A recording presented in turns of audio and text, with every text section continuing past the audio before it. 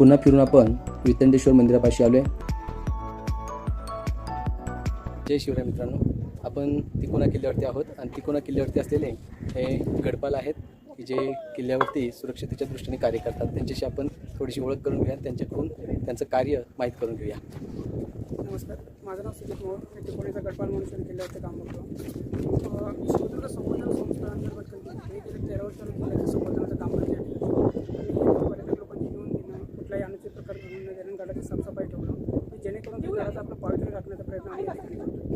तर आपणही कुठल्या गड किल्ल्यांवरती गेलो तर आपल्याकडे कुठला गैरप्रकार होणार नाही, गडाचा कचरा होणार नाही, पुढे सगळ्यांनी काळजी घ्यायची।